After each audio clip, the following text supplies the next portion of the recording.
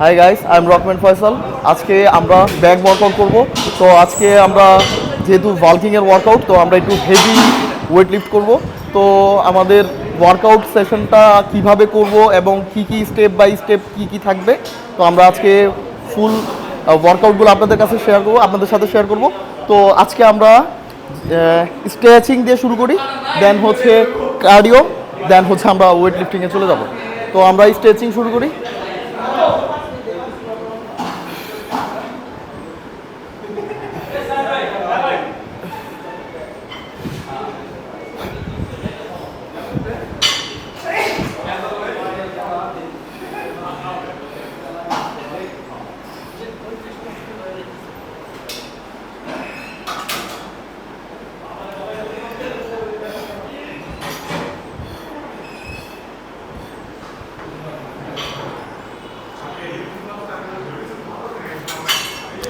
স্ট্রেচিংটা অনেক ইম্পর্ট্যান্ট, কারণ হচ্ছে আমাদের মাসেলগুলা জমাট বেঁধে থাকে। হ্যাঁ, তো স্ট্রেচিংয়ের মাধ্যমে আমাদের ব্লাড সার্কুলেশন খুব ভালোভাবে হয় ফুল বডিতে, এবং হচ্ছে আমাদের যে মাসেলের যেই হার্ডনেস এবং মাসেল যেই হয়ে থাকে, শক্ত হয়ে থাকে, এটা আস্তে আস্তে রিলিজ হয়। হ্যাঁ, তো এটা আমাদের অনেক ইম্পর্ট্যান্ট।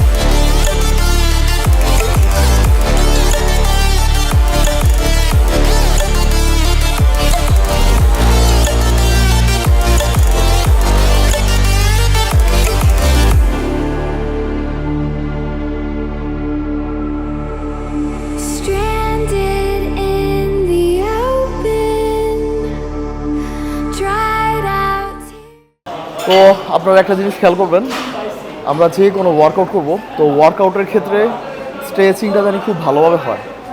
স্ট্রেচিং যদি খুব ভালোভাবে না হয়, তাহলে আমাদের মাসেল ইনজুরি হওয়ার পসিবিলিটি থাকে। তো আমরা এমন কোনো কাজ করব না যেটাতে আমরা ইনজুরিতে পড়ি। তো সেফটি ফার্স্ট। তো আমরা এখন কার্ডিও শুরু করি। গাইস, আমরা যে কোনো ওয়ার্কআউটের ক্ষেত্রে আমরা ওয়ার্ম আপ করে নিব। তো ওয়ার্ম আপ করার উপকারিতাটা হচ্ছে আমাদের যে মাসেলের যে ব্লাড সার্কুলেশন, এটা খুব ভালোভাবে হয়। হ্যাঁ, এবং মাসেলটাও একবারে রিলিজ হয়। ওয়ার্কআউটের ক্ষেত্রে আমাদের মাসেল ভালোভাবে পাম্প করার জন্য আমাদের কার্ডিওটা অনেক ইম্পর্ট্যান্ট। তো আমরা 10 মিনিটের মধ্যে ট্রেডমিল করব, এবং 10 মিনিটের মধ্যে চেষ্টা করব যেন মিনিমাম 100 ক্যালোরি আমরা বার্ন করতে পারি। তো স্টার্ট। তো আমাদের কার্ডিও শেষ। তো এদিকে একটা ভালো কথা আমি আপনাদের সাথে শেয়ার করি, এটা হচ্ছে আমরা যারা মাসেল বিল্ডিং করি এবং যারা ওয়েট লিফটিং করি এবং যারা হচ্ছে বাল্কিংয়ে আসি অথবা যারা বডি বড় করতে চাই, তারা অনেক সময় একটা জিনিস ভুল করে, কি সেটা হচ্ছে কার্ডিওতে তারা ফোকাস দেয় না। তো তারা মনে করে যে, অনেকেই মনে করে আমরা যদি কার্ডিও করি তাহলে আমাদের মাসেল ছোট হয়ে যাবে এবং হচ্ছে যে মাসেল বেশি একটা গ্রোথ হবে না। আসলে ব্যাপারটা এমন না, এটা একটা ভুল ইনফরমেশন। তো আমাদের কাট ডাউন হোক, বাল্কিং হোক, যে কোনো ওয়ার্কআউটের ক্ষেত্রে আমাদের কার্ডিওটা মাস্ট। আমরা কার্ডিওটা করব। হ্যাঁ, এদিকে একটা ব্যাপার হচ্ছে যে বাল্কিংয়ে আমাদের যেই কার্ডিওটা থাকবে সেটা কাট ডাউনের কার্ডিওটার মতো না।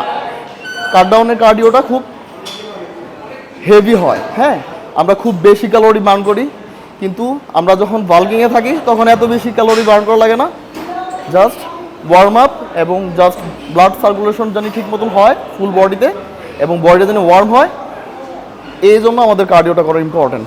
তো আমরা এখন আমাদের ব্যায়ামে চলে যাই। তো প্রথমে আমরা চিন আপ দিয়ে শুরু করব।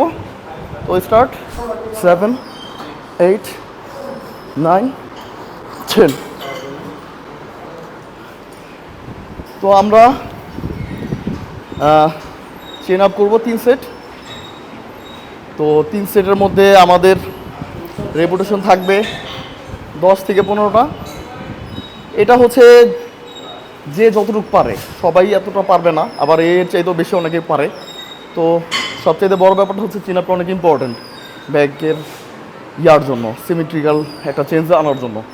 তো কী করে অনেকেই চিন আপটা এতটা প্রিফার করে না বা মারে না, তো এটা করা দরকার।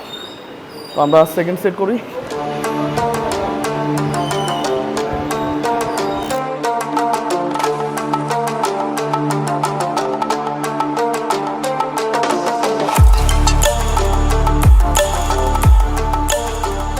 তো হচ্ছে আমরা 3 সেট করব, 3 গ্রিপে নিব। একটা হচ্ছে রেগুলার গ্রিপ, আরটা হচ্ছে রিভার্স ক্লোজ গ্রিপ, আরটা হচ্ছে ওয়াইড গ্রিপ। তো 3 নাম্বারটা আমরা ওয়াইড গ্রিপ করব।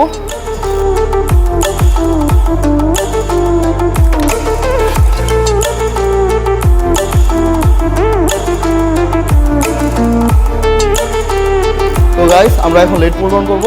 তো প্রথমে আমরা করব হচ্ছে ওয়াইড গ্রিপ। ওয়াইড গ্রিপে আমরা এমন একটা ওয়েট নিব যে ওয়েটটা খুব বেশিও না খুব কমও না, মিডিয়াম রেঞ্জের একটা ওয়েট নিব। সেটা হচ্ছে আমরা রেপস করব 10 থেকে 15টা রেপস, দেন হচ্ছে আমরা গ্রিপ চেঞ্জ করব। তো আমরা শুরু করি।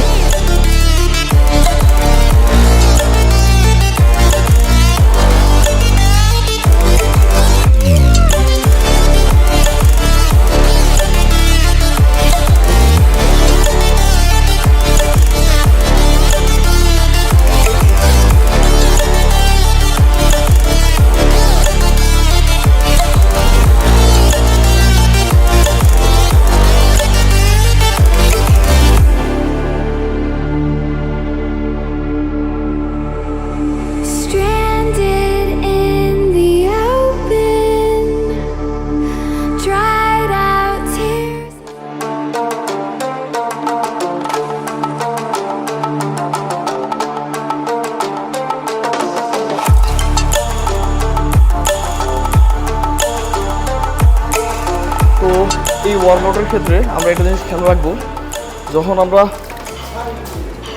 ওয়েটটা যখন নামাচ্ছি তখন আমাদের ব্যাগের পোর্শনটা যদি স্কুইজ করে, যদি স্কুইজ করে তাহলে আমাদের ব্যাগের যে কাটিংটা আসবে আলহামদুলিল্লাহ অনেক ভালো একটা কাটিং দেখা যাবে। তো আমরা এটা খেয়াল রাখবো, নামানোর সময় যতটুকু পারা যায় হোল্ড করে রাখা, এবং যখন ছাড়ার ক্ষেত্রে আমাদের হাতের পজিশন জানি একবারও সোজা থাকে, সেটা জানি বাঁকা বা অর্ধেক ফুল এরকম না থাকে, পুরোপুরি আপ হবে এবং ডাউন হওয়ার সময় পুরোপুরি নামানোর পর স্কুইজ, একবারেই আমাদের ব্যাগের পজিশনটা একবারে স্কুইজ করব। তো আমরা এখন ডেডলিফট করব। তো ব্যাগ ওয়ার্কআউটের জন্য আমাদের ডেডলিফটটা অনেক ইম্পর্ট্যান্ট, তো এটা খেয়াল রাখতে হবে যেন আমাদের সেফটি বেল্ট গ্রিপ সব যেন ঠিক থাকে। তো আমরা চেষ্টা করব খুব ভালোভাবে ওয়েটটা লিফট করার জন্য, ইগো লিফট জানি না হয়, এই দিকেও খেয়াল রাখতে হবে। তো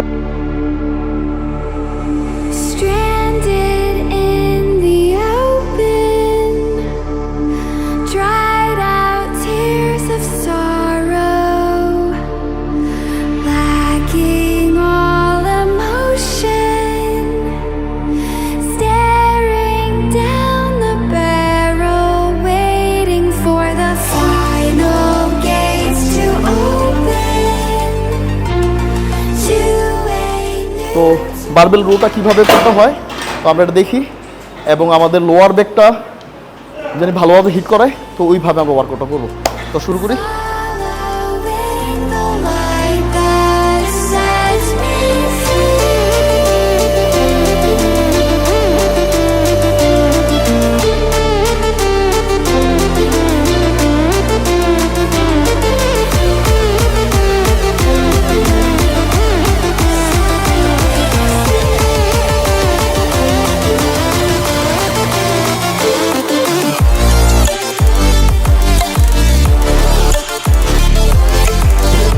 তো আমরা এখন বারবেল রো কমপ্লিট করলাম, দেন হচ্ছে আমরা এখন করবো টিপার রো।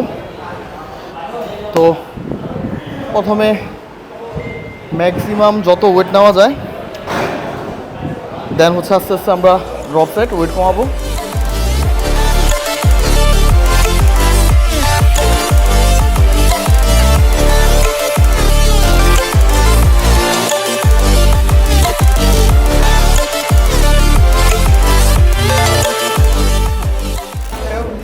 তো আমরা টিবার রো করলাম।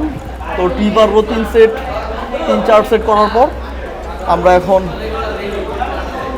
ব্যাগের রোটা করব, মেশিন রো।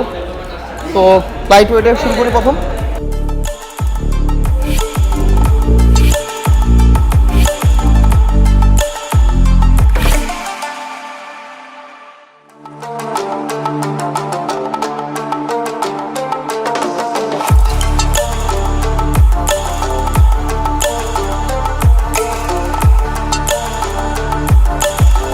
আমরা যখন ছাড়বো পুরোপুরি হাতটা ছাড়বো, দেন যখন টান দিব তখন পুরোপুরি স্কুইজ করব,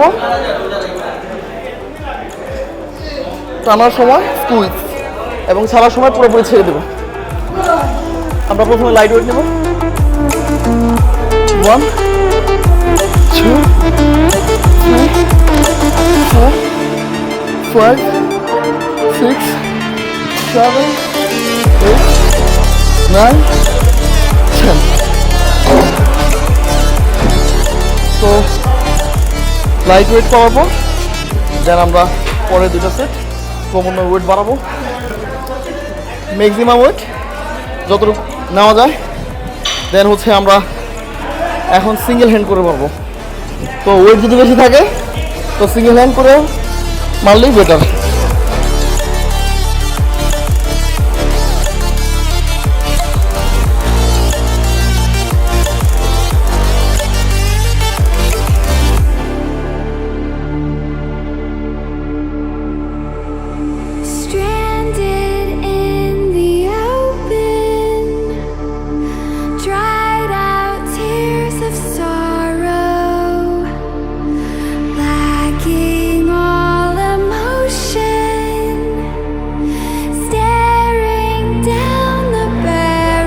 এই ওয়ার্কআউটটা আমাদের লেটের জন্য অনেক ইফেক্টিভ একটা workout, one of the best workout.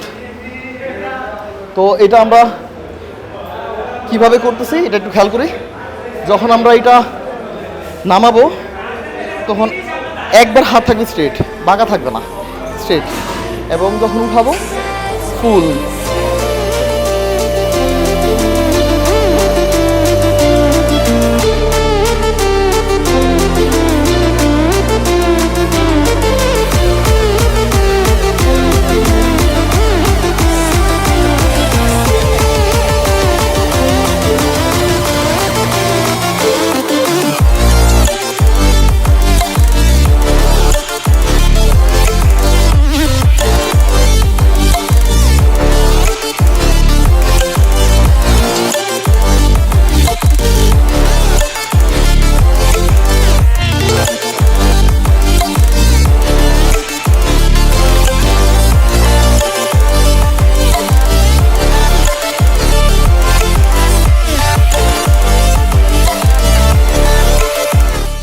লেটে ফোকাস না দেই তাহলে আমাদের মূলত ব্যাকটা এত ওয়াইড হবে না।